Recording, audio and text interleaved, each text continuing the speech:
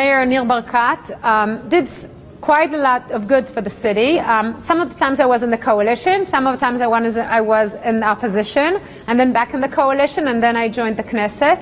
I think that there are major challenges that haven't been dealt with, a lot that have to do with urban planning. On the one hand, the city of Jerusalem is the size of Paris, but it feels very crowded, even though it's not crowded at all. And the problem is that we're not planned well enough. We stand in traffic jams, the apartments aren't built well enough, and we really need to realize that in 2048, which means 100 years for the State of Israel, we're going to be the most crowded country in the OECD, in the relevant countries. And once we realize that, we need to think differently of urban planning, especially in Jerusalem, that we're a city that the planning and the building is even more complicated and sophisticated. Second major issue is everything that has to do with job opportunities. Unfortunately, the youngsters are leaving Jerusalem. And I think that more than anything, we need to make sure that the capital of Israel is a city that people enjoy living in. It can't be, you can't only have people that live here for ideology. You have to have people that want to live here and can live here.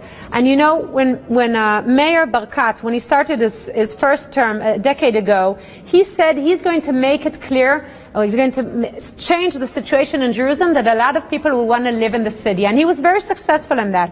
And 2.5 years into his first term, I met with him and I said, you know, Nir, you've done an amazing job in that. But now we have to see how we can make sure that people not only want to live in the city, but actually can live here and have a good life with education and housing and job opportunities. And I know that he made a lot of effort there, but unfortunately, we're not there yet. You mentioned the tribes, and one of the tribes that even President Rivlin related to is the Arab population. And in Israel and in Jerusalem, some of them are not even Israeli citizens. How do you relate to that challenge? Because it is a challenge. It's a big challenge, but it's definitely a challenge that we can deal with. I think more than anything, when we just look at everything in a civil way. Once we start looking at these issues, we start adding national issues, it gets much more complicated. We have a member in our party, someone that is very active. His name is Ziad. He lives in Eastern Jerusalem. And he was one of the founders of MADA. How do you say MADA? Magen David Adom. No, in English. First aid, the... MADA. You know what MADA is? It's not Red Cross. The Thank you. Thank you. Okay, they know. It's okay. They know. He founded MADA in Eastern Jerusalem. And I think this is a very Jerusalemite kind of story. Because what happened is that after there was a wave of terror, so whenever the ambulances would be called into Eastern Jerusalem, when they would start driving in, they were stoned. And then they had to wait for the police to escort them. But as they were waiting for the police to escort them, people at Eastern Jerusalem were dying while they were waiting for the ambulance. And then the residents of Eastern Jerusalem said, hey, maybe instead of the police escorting the ambulances, we can do it. And they got together and they organized, on WhatsApp groups that tell people when they need cars to come and escort the ambulance to make sure they won't be stoned. And as that started, they became active in MADA, and today there are many volunteers in Eastern Jerusalem. They also give first aid. They're learning how to be paramedics. Learning to be paramedics became an amazing job opportunity for women in Eastern Jerusalem. And here you are, one small story that shows how we can really make a difference and work together and live together when we take the major issues or the ideological issues out and we look at everything that has to do with day-to-day life. And I think this is the way we have to deal with Eastern Jerusalem. See what the needs are and figure out how to make it work. I think that sometimes people think that Jerusalem is much more separate, Eastern and Western Jerusalem, than what actually happens.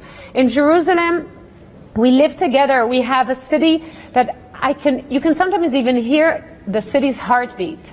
And I don't believe there can ever be a happy city if there's a wall that goes down the city.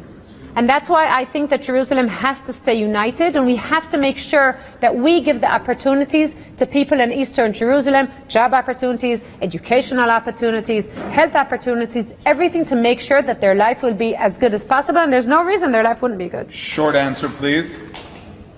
Applause. That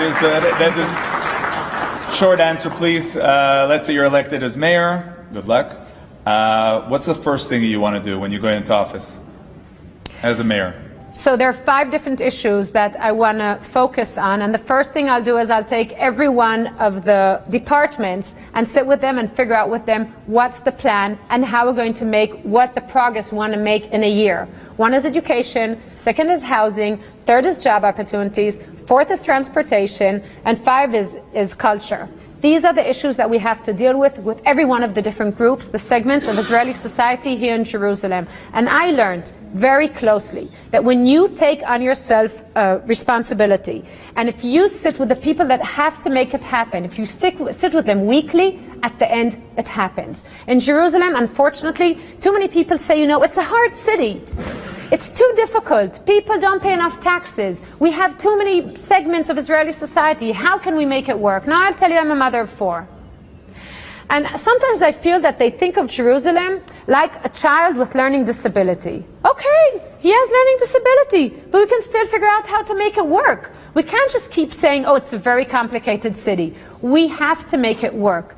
And I don't know how many of you think about it that way, but once you figure out this is something that we have to do, and this is our Zionist responsibility, and this is what we have to make happen, to figure out how to make everyone live together and how to run the city so it will be an amazing city, this will happen. Knesset member Rachel Azaria, thank you very much and good luck. Thank you very much. Thank you.